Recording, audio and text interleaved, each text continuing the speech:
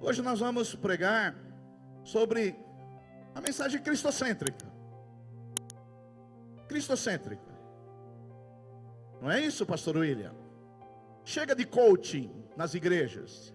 Chega de neurociência nas igrejas. Chega de psicologia na igreja. Essas coisas são boas, mas não na igreja. Na igreja tem que pregar o evangelho. Porque é só na igreja que prega o evangelho. Esses outros lugares eles podem fazer o que for bom, mas a igreja é o evangelho. E esse texto aqui da Bíblia Sagrada é praticamente, Paulo resume o coração do evangelho. O coração do evangelho. E ele, se referindo a Jesus, ele fala: aquele que foi manifestado em carne, aquele que foi justificado em espírito, aquele que foi contemplado por anjos, aquele que foi pregado entre os gentios, aquele que foi crido no mundo, e aquele que foi recebido em glória. É interessante porque Paulo, sendo um pregador cristocêntrico, ele exalta a pessoa de Jesus. E aqui, meus irmãos, ele fala pelo menos de 6 manifestações de Jesus à igreja e ao mundo. 6 manifestações de Jesus, que é o resumo do evangelho. Porque nós estamos aqui para pregar o evangelho. O dia que você vier aqui nessa igreja e não ser pregado o evangelho, você pode virar as costas e ir embora. Tá bom? Porque nós queremos pregar o evangelho. E o evangelho, Cristo é o centro do evangelho. Não é o seu bem-estar, não é a sua prosperidade, não é outra coisa. É Cristo é o centro. E a primeira coisa dessa lista de 6 manifestações de Jesus, primeiro, Paulo vai dizer assim: aquele que foi manifestado em carne. Jesus, o Deus onipotente, onipresente, onisciente, imutável, excelso, infinito e muitos outros atributos, teve um dia que ele se manifestou em carne. Ele tomou a nossa pele. Ele pegou os nossos ossos, o nosso sangue. Ele se tornou um de nós. Esse é um mistério divino. O próprio Deus Todo-Poderoso, o soberano, o supremo, o glorioso, o grandioso, um dia ele se fez carne. O apóstolo João diz lá no capítulo 1, verso 14, que o verbo, Jesus, ele se fez carne e habitou entre nós, cheio de graça e de verdade. Então, Jesus, ele um dia abriu mão da sua glória, ele se vestiu de pele humana, ele nasceu de uma mulher na plenitude dos tempos. O Deus que criou todas as coisas, um dia ele se tornou uma célula. Ele estava no ventre de uma mulher, ele estava no estágio embrionário, ele nasce numa mulher, e Paulo vai dizer que ele nasceu numa mulher na plenitude dos tempos. E você sabe que Jesus, ele sendo Deus, ele encarnou, ele tomou a forma humana, ele adquiriu a natureza humana. Jesus, sendo Deus, ele não deixou de ser Deus, mas ele encarnou. E talvez esse seja o maior mistério do cristianismo, o Deus encarnado, agora andando no meio das pessoas. Esse talvez seja o maior mistério, que eu não sei se você sabe, quem estuda história, principalmente história da igreja, na história da igreja, o assunto que mais houve controvérsias, debates, foi sobre a pessoa de Jesus. Houveram muitos outros debates, mas o que gerou mais debates, concílios, sínodos, foi a questão de Jesus, porque agora Jesus é uma pessoa, quando ele veio, mas com 2 naturezas. Uma pessoa, mas com 2 naturezas, a natureza divina e a natureza humana. A ponto que surgiu muitos erros teológicos, bíblicos, históricos, de surgirem movimentos que acreditavam que quando Jesus se encarnou, por exemplo, o arianismo, acreditava que Jesus se encarnou, mas que ele não era Deus, que quando ele se tornou carne, ele deixou de ser Deus.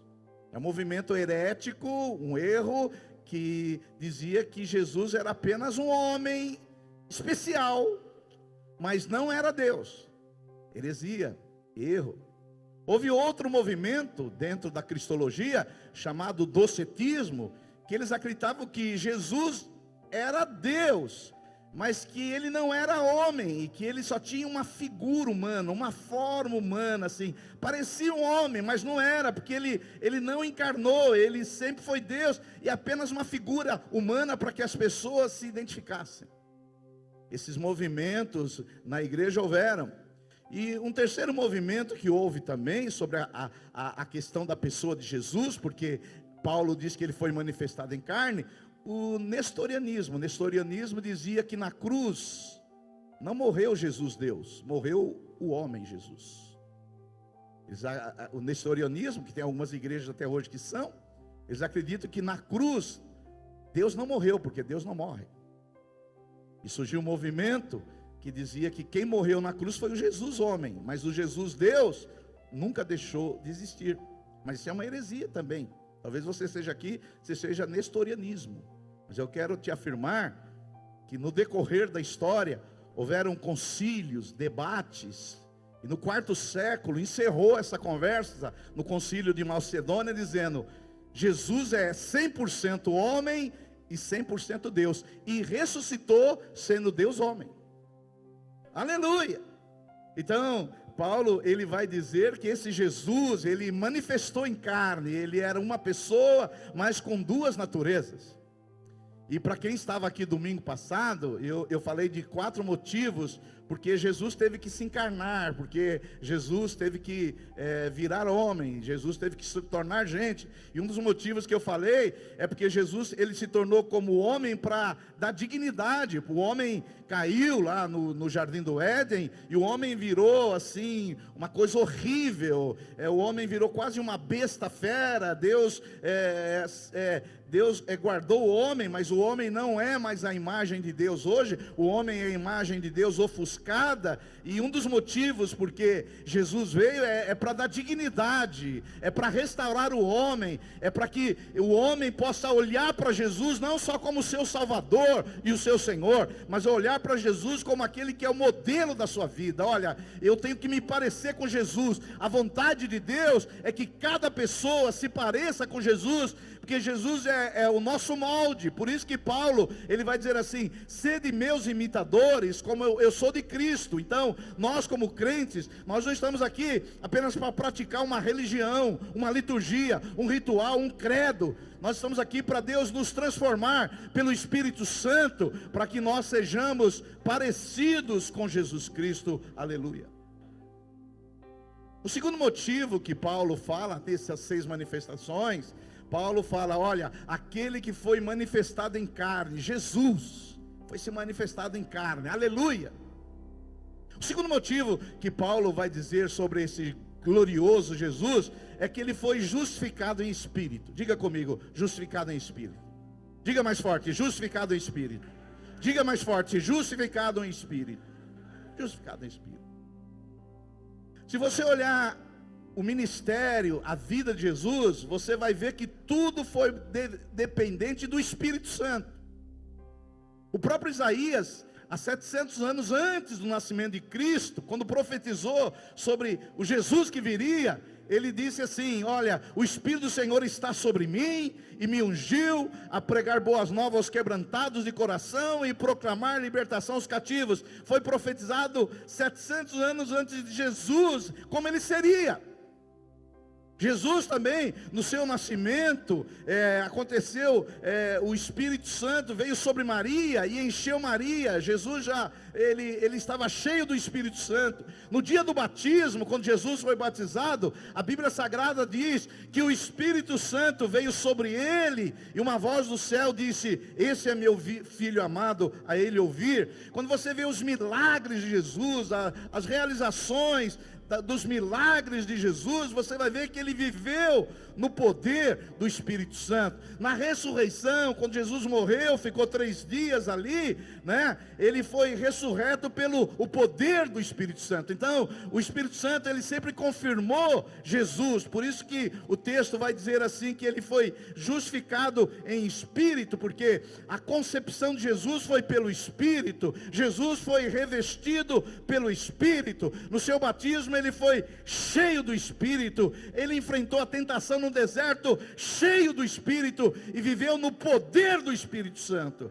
Jesus, ele andou no poder do Espírito Santo, por isso que ele foi justificado no Espírito Santo. E hoje nós também, como crentes, para viver uma vida que agrada a Deus, nós temos que estar cheio do Espírito, viver a vida pelo Espírito, e vamos nos parecer com Jesus somente cheio do Espírito. Quantos podem dar um glória a Deus por isso? Aleluia. Então Paulo, ele vai descrevendo a pessoa de Jesus. Primeiro, esse que manifestou em carne. Segundo, esse que foi justificado em Espírito, foi confirmado pelo Espírito, andou pelo Espírito. Terceira manifestação que Paulo vai dizer aqui, no versículo 16, dessas 6 manifestações de Cristo, ele vai dizer assim: esse Jesus que foi manifestado em carne, justificado em Espírito, ele foi contemplado por anjos. Ele foi contemplado por anjos. E quando você estuda angelologia, você vai perceber que os anjos participaram efetivamente da vida e do ministério de Jesus. Os anjos, eles estiveram nos momentos mais cruciais e importantes do ministério de Jesus. Por exemplo, antes de Jesus nascer, quem veio contar aos pastores que viria o Emanuel, o Deus conosco? Os anjos. Sim ou não? Então, quando você vê ali os pastores anunciando, os anjos anunciando aos pastores as boas novas de redenção.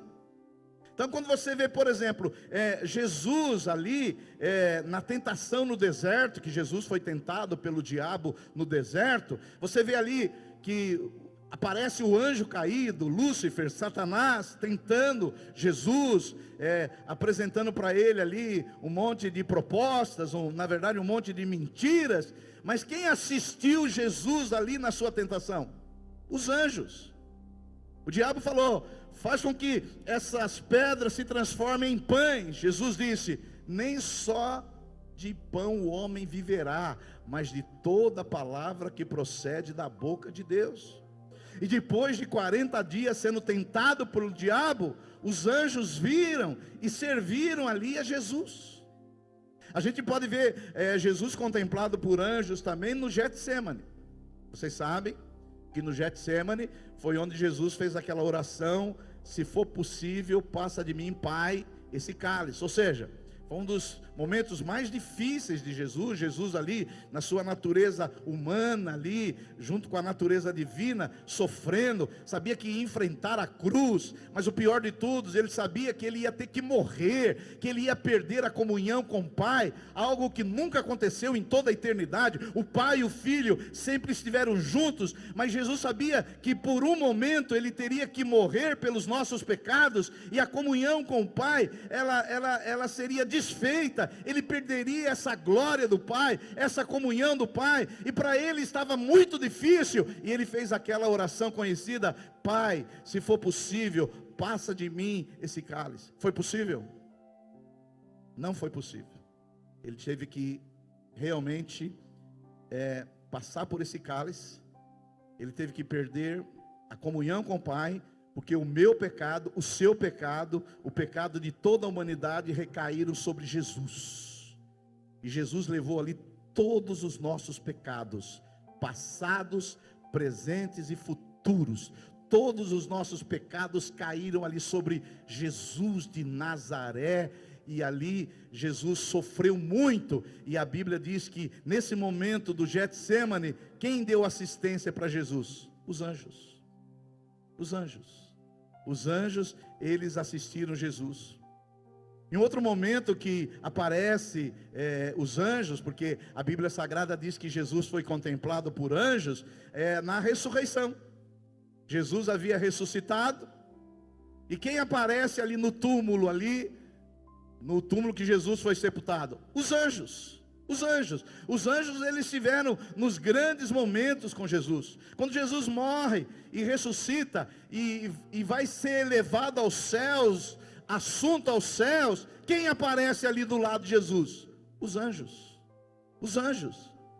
E quando agora Jesus, ele chega lá no céu e é recebido em glória, quando a Bíblia diz: levantai-vos, ó portas, as vossas cabeças, levantai portais eternos, para que entre o Rei da Glória. Quem é esse Rei da Glória? Quem é os portais eternos? Quem é essas cabeças? Os anjos. Então, quando a gente olha o ministério de Jesus, a gente percebe os anjos contemplando Jesus, eles vendo a glória de Deus na pessoa de Jesus. Então Paulo, ele vai dizer que esse Jesus, ele foi manifestado em carne, ele foi justificado em espírito, e ele foi visto gloriosamente pelos anjos. Aleluia. Quarto lugar que Paulo fala aqui no versículo 16, ele foi manifestado em carne, pregado entre os gentios, não é? Visto por anjos. Quarto lugar, Paulo vai dizer assim: ele foi pregado entre os gentios. Você sabe que gentios na Bíblia é não judeus. Não judeus. Você sabe que quando Jesus esteve aqui no seu ministério, ele não saiu do território de Israel. Então as pessoas que se convertiam eram judias. Eram pessoas, porque ele veio para as ovelhas perdidas de Israel. Até então, Jesus era pregado somente para os judeus, que era o povo da aliança com Deus. Sim ou não, irmãos? Mas a Bíblia diz que ele veio para os seus, os judeus, mas os seus não o receberam. Mas todos quantos receberam, deu-lhes o poder de serem chamados filhos de Deus. Você recebeu Jesus? Aleluia! Então Deus deu esse poder de você se tornar filho de Deus. Só que você não é judeu. Você é não judeu. E na Bíblia, não judeu é gentil. Gentil não é aquela pessoa que é um gentil com a sua esposa, não é? Que quando a esposa chega, ele abre a porta do carro. Ainda tem gente assim? Abre a porta do carro. Pastor, essa pessoa é gentil. Não é nesse sentido, você tem que ser gentil, não é? Aqui tem gente ainda que abre a porta para o carro. Você ainda abre a porta para o carro. Eu preciso voltar a fazer essas coisas aí, aleluia. É hoje que eu vou começar a abrir a porta, não é? Gentil. A mulher vai sentar no restaurante, o marido puxa a cadeira. Gente, você continua assim gentil, Will? Precisa melhorar, aleluia. Glória a Deus, não é? Mas esses gentios aqui, que a Bíblia fala, é os não judeus. Não sei se você sabe. Até então, o evangelho era só pregado para o judeu. Jesus, ele nunca saiu das fronteiras de Israel. Mas Jesus, quando ele morreu e ressuscitou, ele deu uma ordem. E ele disse: ide por todo o mundo e pregai o evangelho a toda criatura, ensinando-os a guardar tudo que eu vos tenho ensinado, e eis que estarei convosco todos os dias, até a consumação do século. Até então, o evangelho só estava em um país, chamado Israel. Jesus nunca cruzou as fronteiras de Israel. Agora imagine você, morando na Palestina 2000 anos atrás, e Jesus dá uma ordem para 12 pescadores humildes, gente simples. Fala: vocês vão pregar o evangelho em todo o mundo. E o mundo não é como hoje, na época. Hoje, você com avião a jato, você vai para a Europa 12 horas. Você vai para qualquer lugar do mundo em menos de 24 horas de avião a jato. Então o mundo hoje ficou pequeno. Mas na época, qualquer viagem demorava semanas, meses, anos. E Jesus disse assim: vocês vão pregar o evangelho para todo mundo. O mundo era grande demais.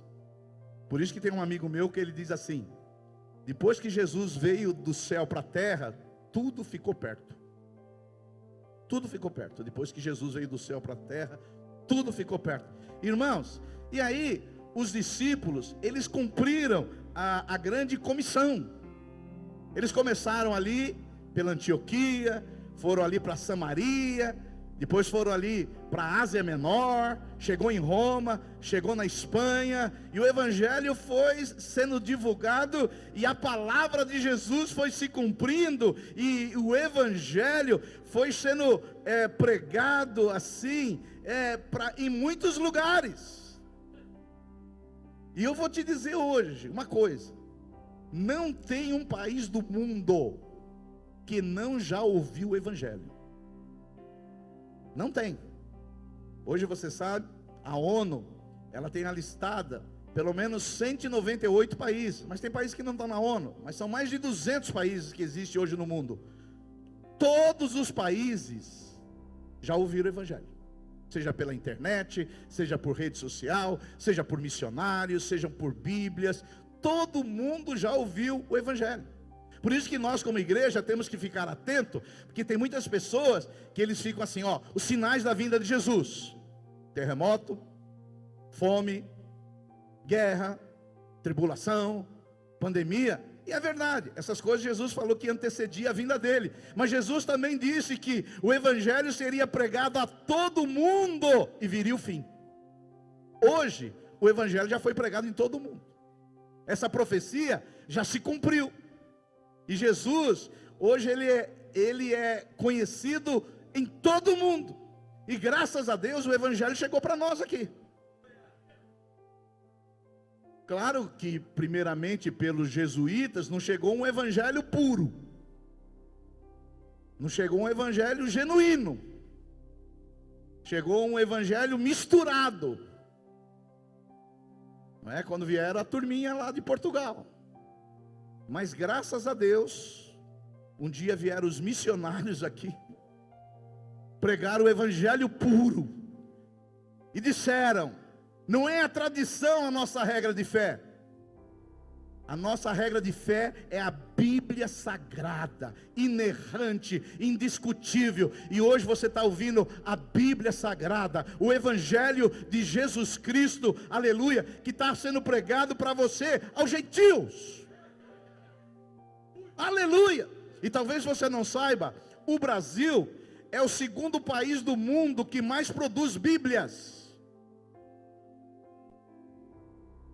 O Brasil é o segundo país do mundo que mais produz Bíblias. Até um passeio para você. Quem gosta de passear aqui? Aleluia! Só as mulheres que levantaram a mão. Os homens não querem sair de casa mais. Em Barueri tem o Museu da Bíblia. Tem Bíblia, manuscritos antigos, Bíblia de todo tipo. É um passeio. Aí, dá um cotovelado no seu marido e fala: pronto, já arrumei a programação para mês que vem. Aleluia. Então o evangelho chegou até nós. O evangelho não foi pregado só aos judeus, o evangelho foi pregado aos gentios. E nós como igreja estamos continuando a pregar o evangelho em outras nações, porque nós recebemos essa comissão de Jesus. Por isso que às vezes tem irmãos aqui entre nós, que às vezes, pastor William, fala assim: pastor, por que a gente tem que dar oferta para missões? Eu já ouvi isso aqui muitas vezes. Pastor, por que a gente tem que dar oferta para outros países? Uma vez a minha irmã veio falar, mas eu não estava num dia muito bom. Você sabe, tem o dia mau. A Bíblia fala do dia mau, né? Você já teve o dia mau na sua vida? Vários. Eu estava num dia mau, a irmã falou: pastor Silvio, num dia de oferta de missões, que é em junho, e vai ter em junho, segundo domingo de junho. E ela disse assim: pastor, tanta fome aqui no Brasil, tanta necessidade, pastor, no Brasil. Nós temos igreja no sertão do Nordeste, tem muitas necessidades mesmo. E ela falou: para que assim enviar dinheiro para missionários, para outros países? E naquele dia que eu não estava muito bem, eu falei assim para ela: querida, se os discípulos tivessem a mesma mentalidade sua, até hoje o evangelho estava nos limites de Israel. Mas porque eles não tiveram, eles foram e vieram, hoje o evangelho chegou até nós. E glória a Deus, porque o evangelho chegou até nós e fomos iluminados pelo Espírito Santo. E hoje nós podemos ler a Bíblia Sagrada, ter luz. Não precisamos ser místicos, não precisamos ser pessoas assim pagãs, porque o evangelho chegou até nós, porque Jesus foi pregado ao mundo, foi pregado ao Brasil, está sendo pregado ao Brasil, vai continuar sendo pregado no Brasil e no mundo, e o evangelho vai continuar sendo pregado até que a terra encha do conhecimento do Senhor, assim como as águas cobrem o mar. Quantos podem dar glória a Deus por isso?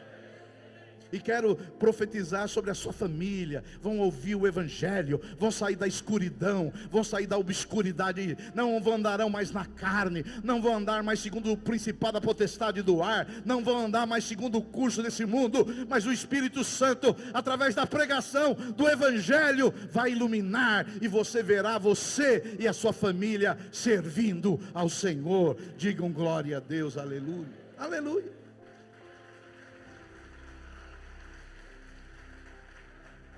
Aleluia. Agora imagine você sem o evangelho.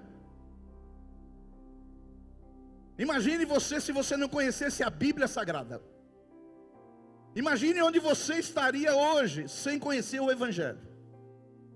E hoje nós temos a Bíblia Sagrada. Hoje tem Bíblia de estudo, tem Bíblia de todo tipo de comentário. Hoje nós somos ricos por causa do evangelho de Jesus Cristo. E depois do carnaval, esta igreja e mais algumas igrejas vão fazer a campanha Conhecer a Cristo e fazê-lo conhecido. Conhecer a Cristo e fazê-lo conhecido. Nós estamos aqui nesse mundo para conhecer Jesus e fazê-lo conhecido de todas as nações. Aleluia. Então não, depois da conferência, não vai acabar a conferência, acabou não. Acabou a conferência, na semana seguinte nós vamos começar uma campanha de conhecer a Cristo e fazê-lo conhecido. Isso é o resumo de tudo: conhecer Jesus e fazê-lo conhecido. Quantos podem dar glória a Deus aí? Quinta manifestação de Cristo. Está vendo como está sendo rapidinho? Você achou que ia demorar, né?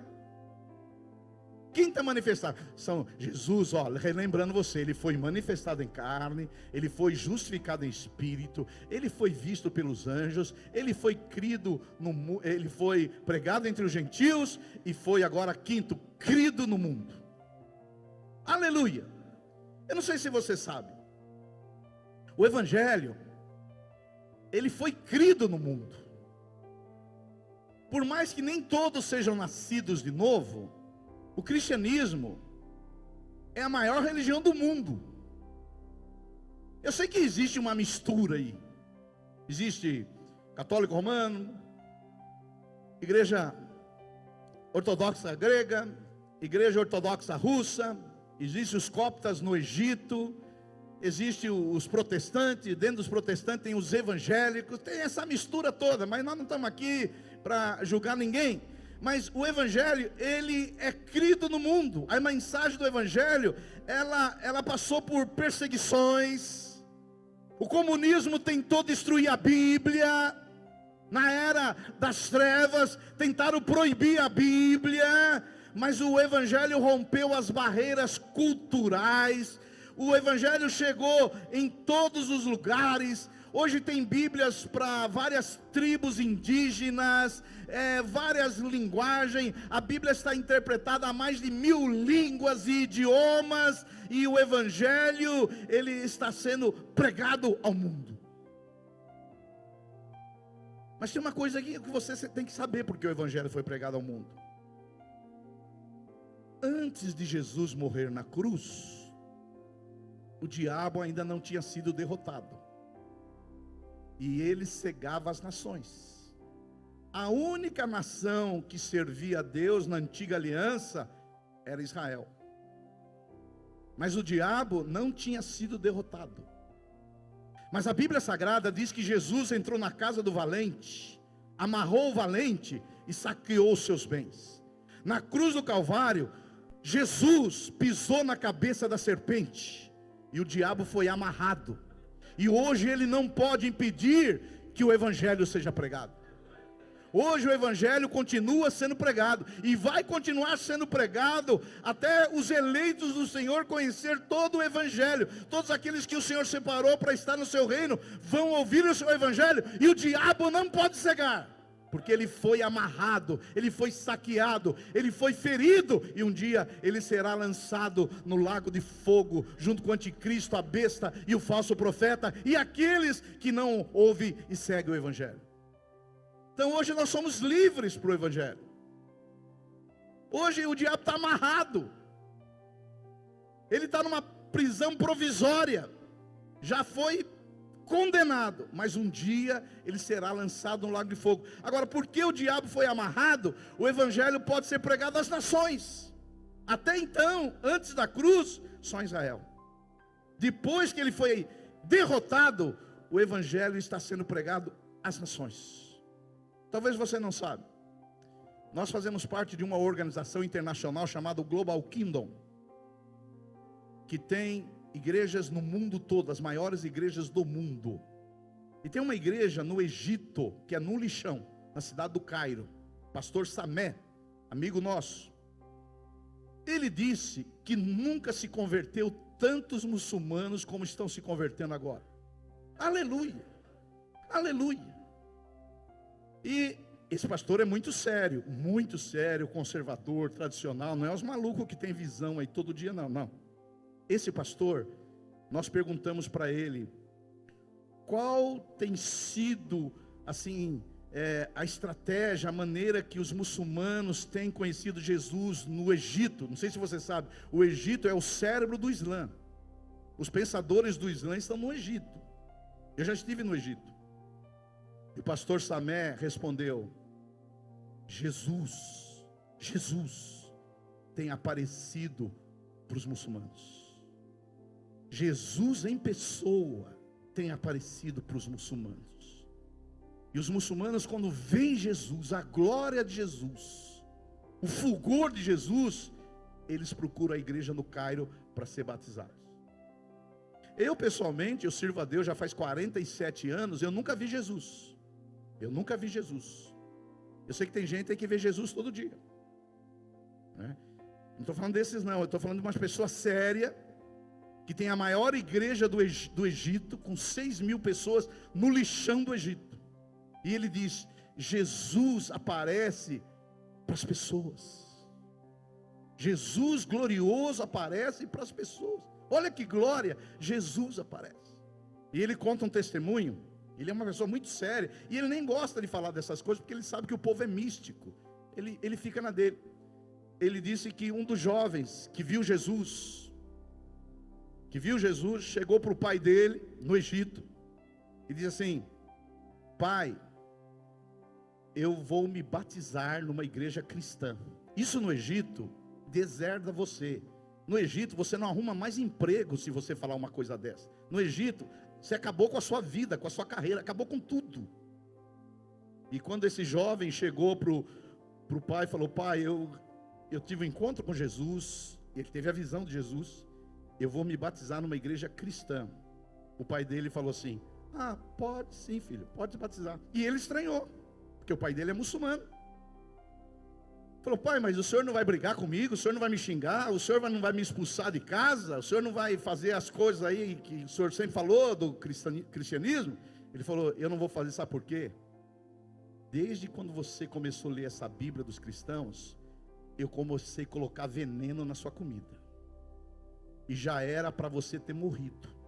Se você não morreu, é porque esse Jesus que você está falando, Ele é poderoso demais. Aleluia, dê um glória a Deus aí. Aleluia, aleluia. Esse Jesus, irmãos, ele está sendo crido no mundo. Muçulmanos estão professando Jesus, confucionistas estão confessando Jesus, hindus estão confessando Jesus, as igrejas estão crescendo, estão avançando, e um dia o conhecimento de Jesus vai preencher essa terra, assim como as águas cobrem o mar. Você vai dizer: a minha família serve a Jesus, os meus vizinhos servem a Jesus, os meus parentes servem a Jesus, lá na empresa que eu trabalho servem a Jesus. Aleluia, aleluia, aleluia. E por último, Jesus foi manifestado em carne. Jesus foi justificado em espírito, visto por anjos, pregado entre os gentios, crido no mundo. Mas não é só isso. Ele foi recebido na glória. Ele foi recebido na glória. Aleluia, aleluia. Por isso que o Salmo 24, verso 7 diz assim: levantai, ó portas, as vossas cabeças. Portas têm cabeças? Não tem, são os anjos. Levantai-vos, ó portais eternos. Isso está falando da eternidade, para que entre o Rei da Glória. E a pergunta é: quem é o Rei da Glória? Jesus. Aleluia, aleluia, aleluia, aleluia. E eu quero ler o último texto com você, Apocalipse 5. Apocalipse 5. O contexto de Apocalipse 5 é que não havia ninguém que era digno de abrir o livro. Ninguém. Os anjos viram, João viu, e ele falou, e ele chorava. Depois você lê no Apocalipse 5. Eu não vou ler para você agora por causa de tempo. João viu, porque ninguém era digno de abrir o livro. Ninguém era digno de abrir o livro. Mas Apocalipse 5 diz assim: espera um pouquinho. Houve um silêncio no céu. A Bíblia Sagrada está contando sobre quando Jesus ressuscitou e quando ele está chegando aos céus. E João diz que ele chorava muito.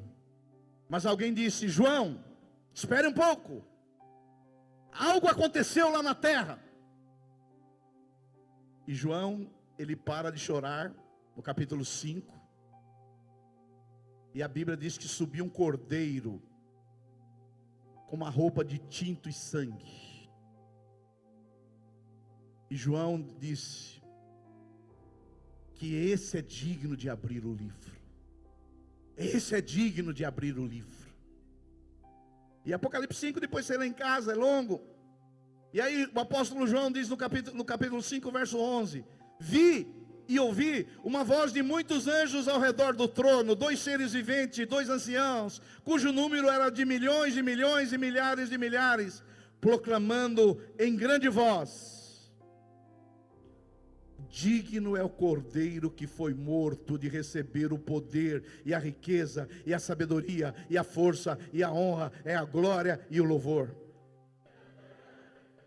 Então ouvi que toda criatura que há no céu e sobre a terra, debaixo da terra e sobre o mar, e tudo que neles há, estava dizendo: aquele que está sentado no trono e ao cordeiro, seja o louvor e a honra, e a glória, e o domínio, pelo século dos séculos.